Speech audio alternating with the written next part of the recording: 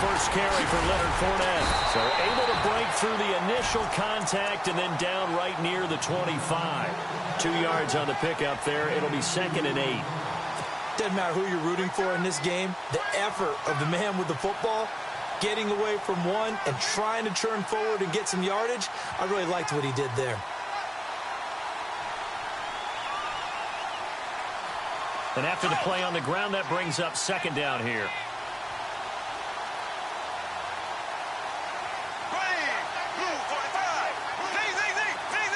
In motion right is Robinson. They'll run it again with Fournette.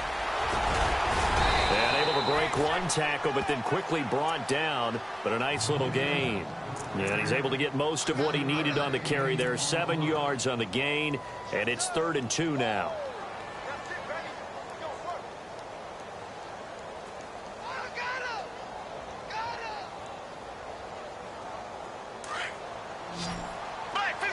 Looks like the defense in press coverage here. They'll try and run for it with Fournette. And he gets it to the 34. Good enough for the first. They only get 2 there, but on 3rd and 1, that's all they needed to keep the drive going.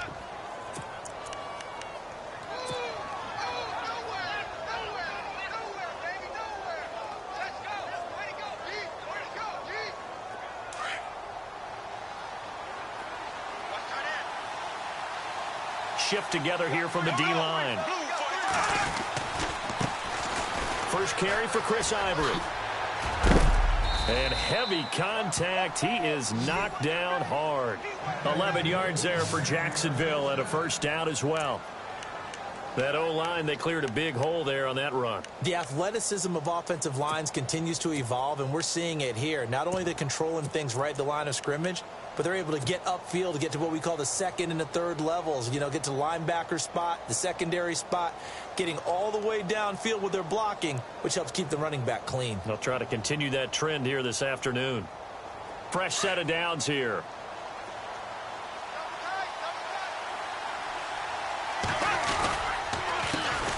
Now a first carry for T.J. Yeldon. And after the good game last play, this time they say, as he's going to be stopped behind the line of scrimmage. I think Cameron Hayward's ability to take on blocks, hold the point of attack, and get upfield serves him very, very well. What a nice play there. And he can take on blocks because he's built like a block.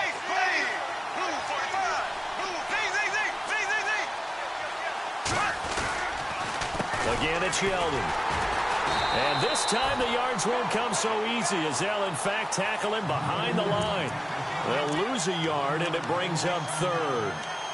So when you call a corner blitz, what a lot of teams call a cat blitz, you're expected to come after the quarterback. But in this case, he ran into the ball carrier. Really nice technique, because what you do is you come deep as the deepest offensive player so he can't get outside of you. Couple of plays sent them the wrong way, and now they face a 3rd and 14.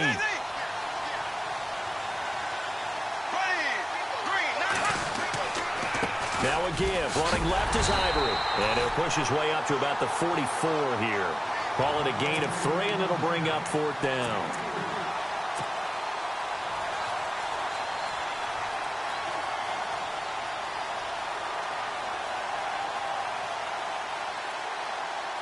Okay, look at this. The punt team nowhere to be found. They're on the sidelines. Offense going to go for this on the opening drive.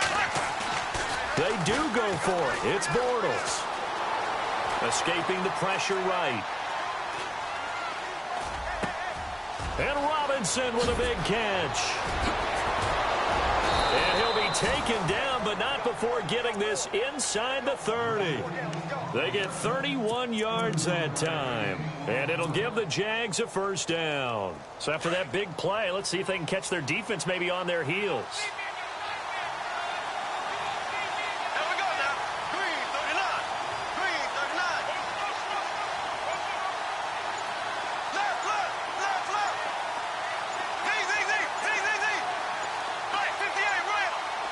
Snap comes at 1, and it's Bortles. He's going to find his running back. It's complete. And he went nowhere. He'll lose yardage back to the 29. That's going to go as a loss of 4, and it'll be 2nd down. Well, they try to swing it out left into the flat, complete, but really nice open field tackling. And they played that one like a great boxer. They were on their toes on that one. They weren't back on their heels reacting to the play. No, they saw it, came right for it, and made a nice tackle for lost yardage. Alongside the former defensive back Charles Davis, I'm Brandon Gaudin. It's Jaguar football as we begin quarter number 2, but they face a second and long to start things out.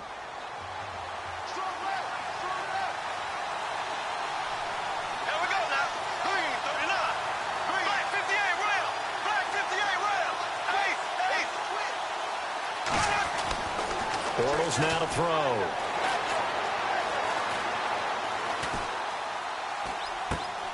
He finds Hearns left side.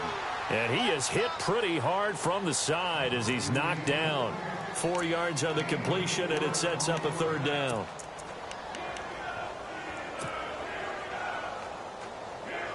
And on third down, a nickel formation here defensively.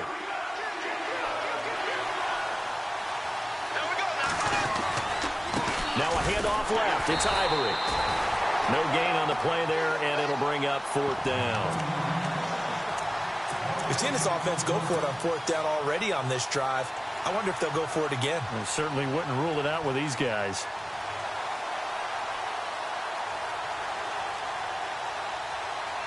They've already gone for it and made it once on this opening drive. They're going to try it again on fourth down. They'll go for it. It's Bortles. The Jags come up empty on fourth down. And this crowd loves it as their guys hold on the opening drive. And that could be a major momentum swing here early. Because the defense stopped them. How great is that? They go for it on the first drive of the game. They're the ones trying to establish something, trying to assert a little dominance. And guess what? You turn it back on them and give the ball to your own offense. I agree with you. It could change momentum in a big way. Just a yard on the first down carry, so it's 2nd and 9.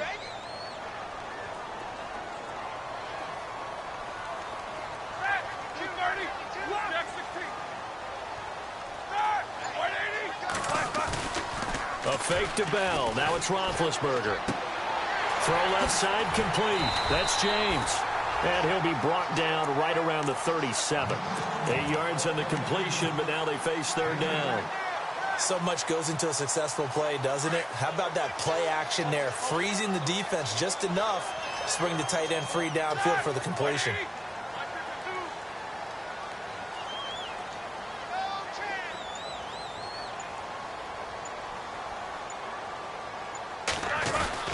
They'll try and run for it with Bell. And he works free.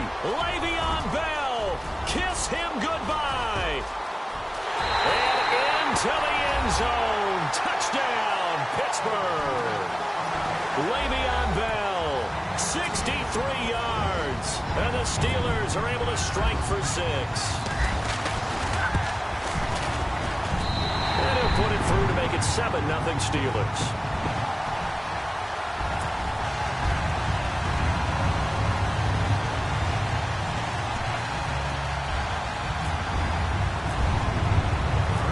Well on now to kick this one away. This fielded a few yards into the end zone.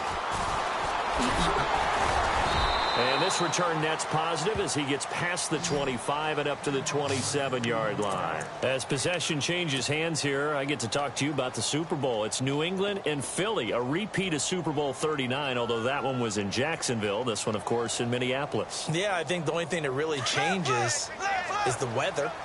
But this one's in a dome, so I don't think that that's a real issue for them at all. But guess what? New England has the same coach and the same quarterback. That's a big advantage for the Patriots. Meanwhile, for Philly, everything's new, including a quarterback in Nick Foles that they didn't think would be there right now. And I'm not sure Nick Foles thought he would be there at that point. But remember, he's been to the Pro Bowl before, been to the playoffs as a starter in the NFL. He's got a chance to play a really big game. 2 minutes to play here in the first half.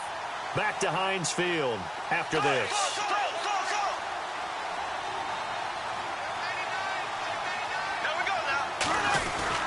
They keep it on the ground. This time it's Fournette. And he'll fight his way forward to about the 48-yard line. 2 yards on the carry there. It'll be second down. Well, he was looking for some running room, and there wasn't a whole lot of it there on that play. I think he was lucky to get a couple of yards out of it because those defenders, they were rallying to the football pretty quickly.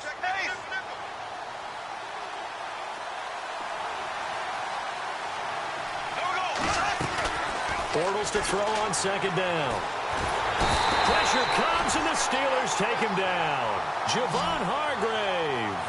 Busting throw to get him for a loss of 6. Well, you don't usually get a sack from a nose tackle spot, but we got one there. No, we don't, and a lot of the times in passing situations, they end up off the field anyway. So how happy was he to work his way back to the quarterback and put him on the ground? He's going to have to put a nickname after something like that, some Big Jelly or something like that.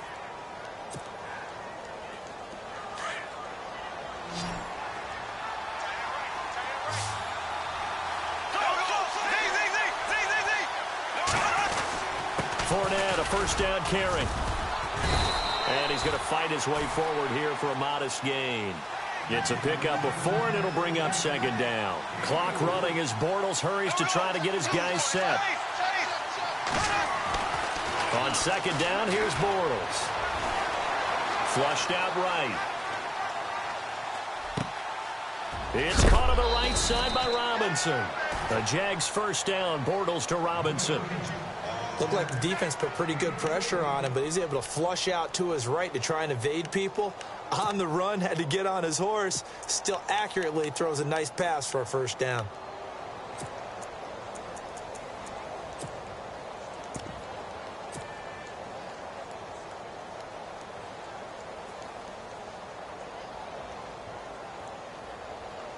And the offense lining up first and 10.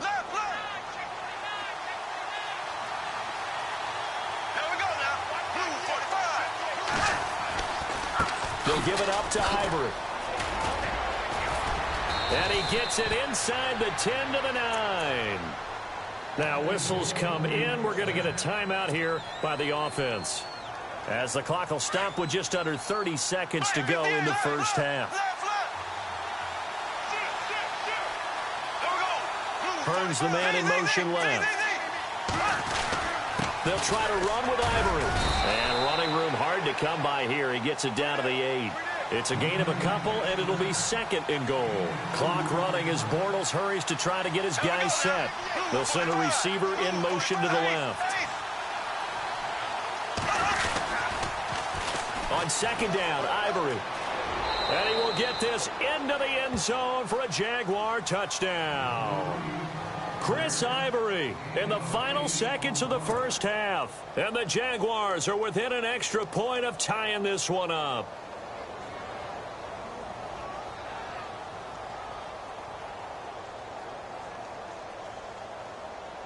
Josh Lambo now for the point after.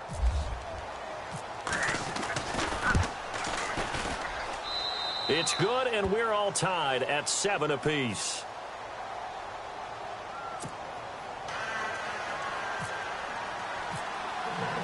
So we're right back where we started, all even as the kick's away. And a fair catch signaled for and taken successfully. Pittsburgh's offense now heading back out onto the field. And from this spot in the field with the clock where it's at, you think we're just going to see a knee and that's it? And I think in this situation, that's the proper play. But we do know there's some risk takers out there that may want to take one more shot before the clock runs out.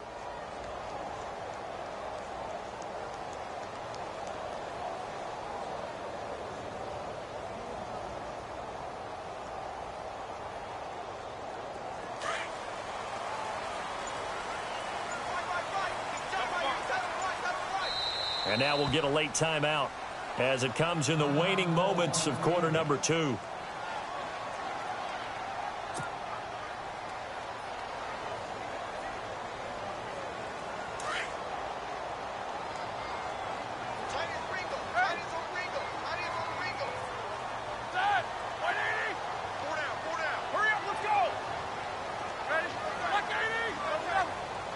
Defense really showing respect to the deep ball here, playing off the receivers.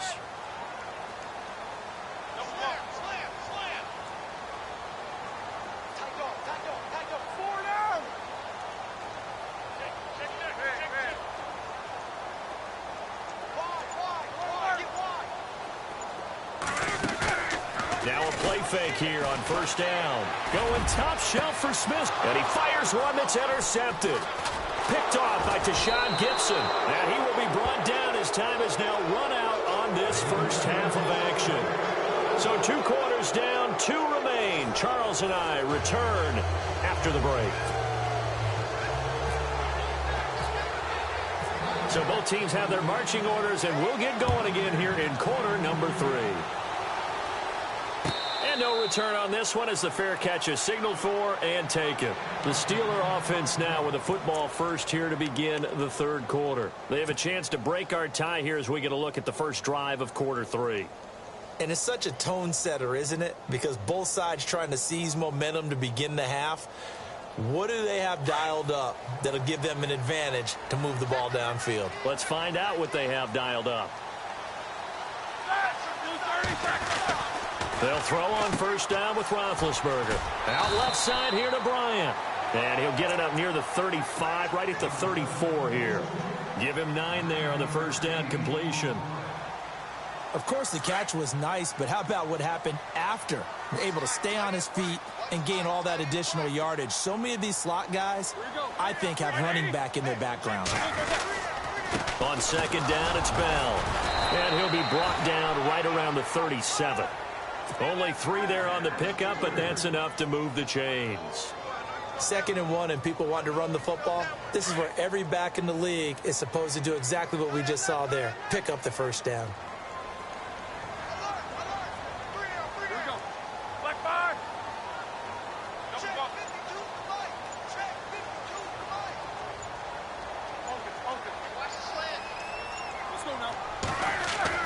Throwing now, Roethlisberger on first down. And Bryant's got it over the middle. And he'll be brought down right at the 45-yard line. Give him 9 there on the first down completion. That was a nicely run slant route, and what the receiver's trying to do is make the defender think he's going upfield for a deeper route, and then breaks it off, usually after about 3 to 4 steps, and cuts towards the middle of the field. And now what he's trying to do is use his body to keep the defender away from the football and get the quarterback a really nice target. Over the middle here to Brown. And he'll take it down shy of the 45 at the 46. Roethlisberger hooking up with Brown to get the Steelers a first. I know everyone wants that prototypical wide receiver, you know, the 6'3", 200-plus pound guy, like a Julio Jones and A.J. Green and Des Bryant. Antonio Brown just shatters that, doesn't he? Smaller in stature, but still able to use his quickness, his elusiveness, and his strength to create big plays. The loss of a full 3 yards, and now it's second down. Every year I go to the combine and marvel at the speeds that linebackers are running nowadays. They run like DBs, and let's face it, they know how to finish plays too. Eyes up, head up, run right through them. So the D-line's going to spread out. From midfield now, here's Roethlisberger. And an alley to run. And he'll be taken down at the 44-yard line. He'll end up getting 5 out of that, but now they're looking at third down. Well, he did a nice job keeping his eyes downfield, waiting for someone to get open. But once the pressure forced his eyes down to see the rush, it was time to make a break for it. On third down, Roethlisberger. And incomplete here on third down. The positioning here is key. As a defensive back, you're taught 99% of the time, make a play on the football. But in this case, making a play on the man was all the difference. That's what forced the incompletion.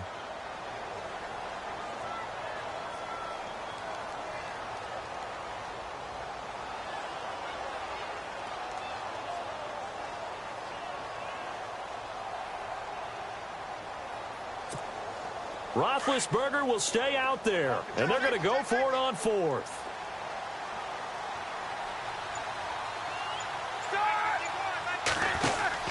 They'll try and throw for it with Roethlisberger.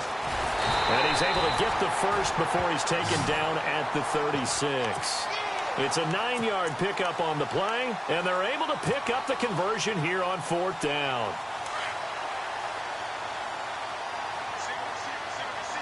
Looking to jam the receivers at the line here. Press coverage look defensively. On 1st and 10, it's Roethlisberger.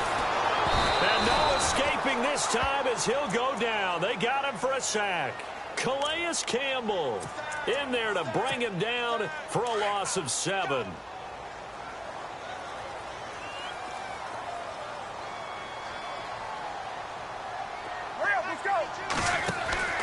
On second down, here's Roethlisberger. And they went the wrong way there. Losing yardage back at the 43-yard line. And they'll lose a yard that time, and that's going to lead to a 3rd down.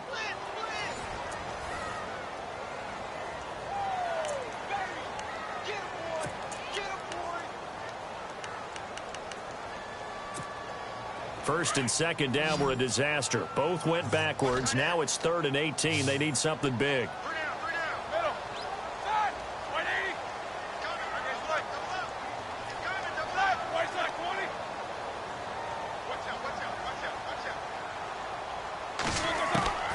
From the shotgun, it's Roethlisberger. Now he's forced out left. He's going to run, but he's got a long way to go. Give him 8 yards that time on the scramble, and now 4th down.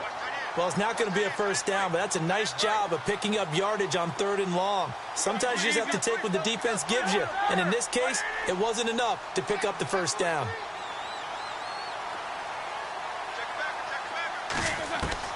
They're going on 4th down. It's Roethlisberger. Now he'll escape to his left. He may try and run for this. And he's going to get it down to the 33-yard line here. Mike Tomlin takes a shot here, but to no avail. And the Jaguars are going to take possession here on the turnover on downs.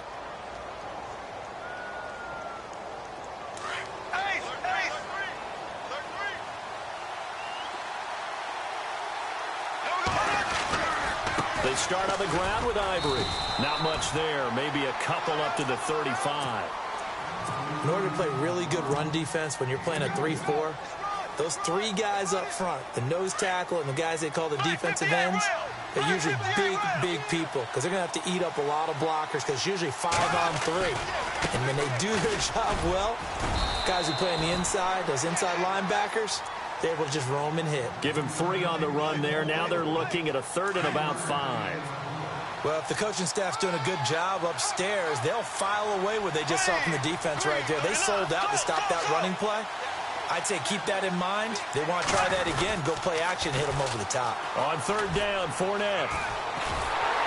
And he'll take this up over the 40 to about the 41. 3 yards won't be enough here as that'll bring up 4th down. This late in the game, Charles, I think you maybe seriously have to think about going for it. Especially where they are in terms of field position, because this is almost like no man's land. Might hurt your punter because there might not be enough space, maybe too far for your field goal kicker. I'm like the old rule. Possession is 9/10 of the law. Possession is 9/10 of winning the game. Go for it. Get the first down. Close it out. 16 yards that time on the pickup for the Jags and a first down.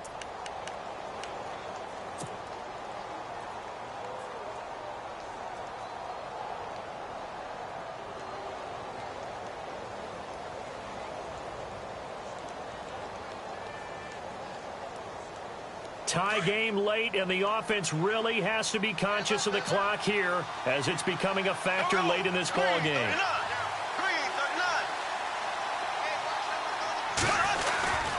On first down, this is Ivory. And he'll lose yardage on the play back at the 45-yard line. It's a loss of 2 there, bringing up 2nd down. Wow, that play got shut down in a hurry. As soon as the snap came, you could see defensively they were just closing in. That was going nowhere. Yeah, you count on your offensive line to give you a little bit of space, a little bit of time so you can make a move. There was none there for him. Time for a break. We'll come back and see how it all shakes out after this.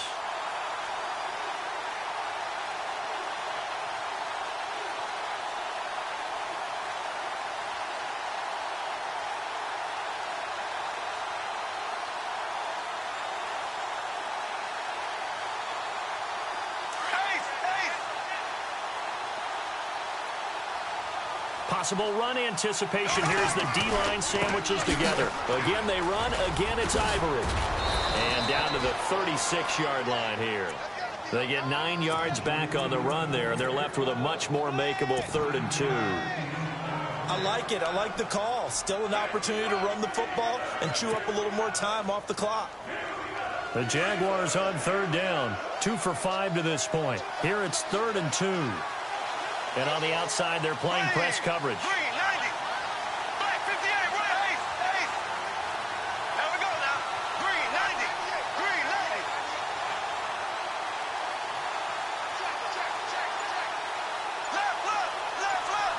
Burns the man in motion left. Bortles on the give to Fournette, fighting his way down to about the 35-yard line. Now the defense going to use the first of their timeouts. That'll leave them with 2 remaining. We'll be back after this.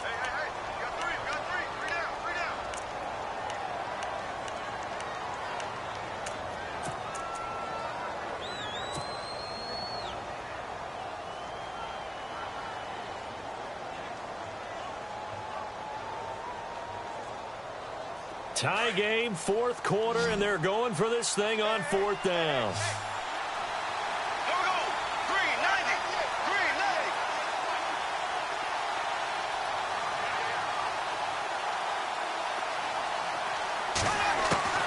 Back to throw, Bortles. Caught out left side by Robinson.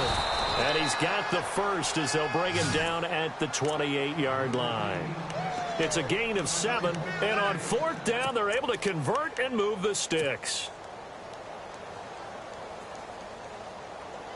And the 8th play on this drive coming up.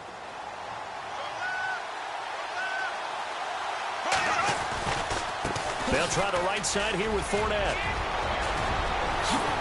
And that's a touchdown as they've broken our tie here in the final minute of the 4th. Well, any thoughts about overtime have ended at this juncture. That touchdown puts them up 6. I would imagine they'll kick the extra point now and rely on their defense. Yeah, rely on their defense. So a little bit of time left on the clock here in the 4th, but they got to feel good now.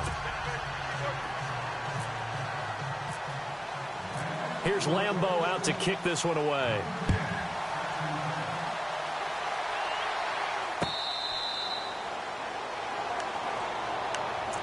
And Pittsburgh getting set to take the field. They're down here in a 1-score game, but the time, it's a factor, but it's not a huge factor right now, is it? It's really not, because this amount of time gives them a chance to run their offense, to go through play sequences. And this is what they work on every week in practice, usually on a Friday. They go over this type of a situation, late game situation. What are we going to do when we have the opportunity? They've called these plays a bunch of times. Now's their chance to execute them. Well, they have the opportunity now. Here's the execution. Pittsburgh getting 16 yards there and also a 1st down. And some changes here as the D-line separates some.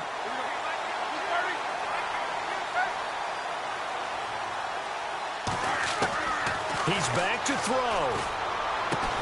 Looking left side, and he's got him in. That's Bryant. It's a Pittsburgh 1st down, a gain of 13. They got exactly what they wanted there. Out route, catch, get out of bounds, stop the clock. And I have to criticize defense here because you know the situation. You want to keep them inbounds and have the clock run. So I'm sitting on the outside portion of the field and not letting them throw an out route. Throw anything inside, and I'll make the tackle. An out route? That's not the way you're supposed to play it.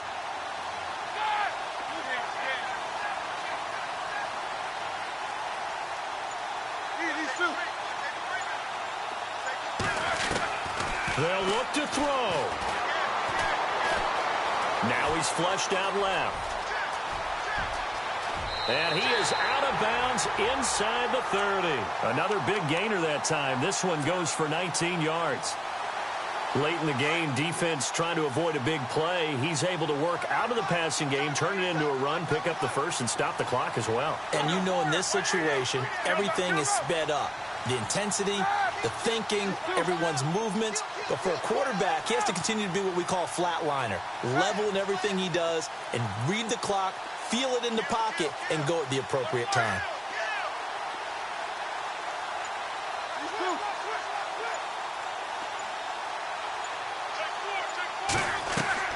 Back to throw. Now he's forced out left.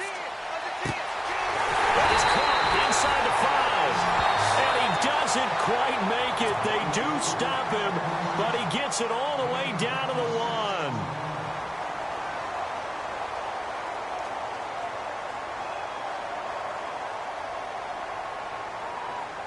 Two big plays in succession. Not sure this D knows what hit him, but now they got to get ready. It's 1st and goal. And the D-line pinching together must be expecting the run. Now Bell. And he is across and in for the score. And now they can tie the game in the final stages with the extra point. Or they can go for 2 and go for the win. So getting the big touchdown they needed late in the 4th. Now what do? You conservative and just tie it up? No, I think you put your practice into game situation. Go as fast as possible. You already have your play call ready to go. Go for 2 and decide it right now. That'll be taken in the end zone. Oh, and now he bowls him over. The Jags offense now gets set and heads back onto the field. They have a little bit of time here to get into field goal range. Not much. A tie game, you don't want to do anything crazy, right? I agree with you on that one. Risk reward, okay? If you go for it, what is the absolute reward on this? But the risk is probably greater. Run the clock out, get to overtime, and try and win it there. All right, we'll see if they do just that.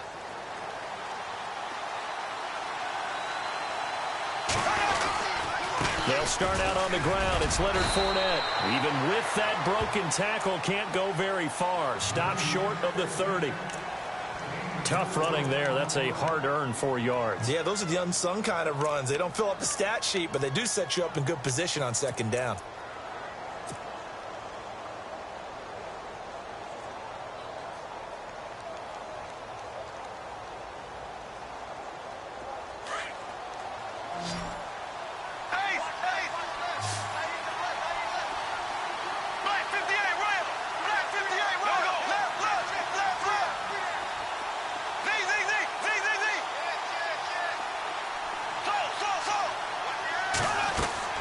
Bortles to throw. Now he's flushed out right. Now he's going to send this one deep right side. And that's caught inside the 30. And now they're going to get the timeout. A huge play has them in field goal range with a chance to win.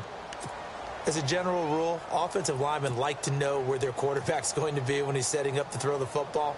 But sometimes they just have to get on the run, get on the move. He was able to do that on that play and picks up a 1st down with a nice throw. So now the onus will fall on the shoulders of Josh Lambo. And we will get a timeout with 2 ticks left.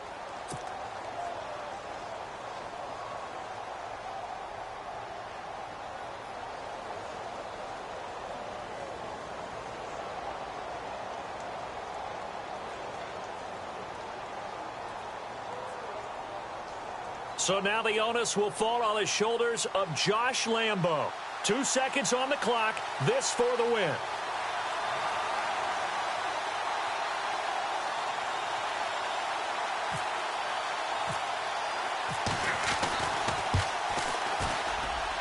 And his kick is right there. It's good. And the Jaguars have won the game. A road win in the National Football League. Charles, you never take that for granted no matter who you're playing, no matter where you're playing. You take it and you run with it.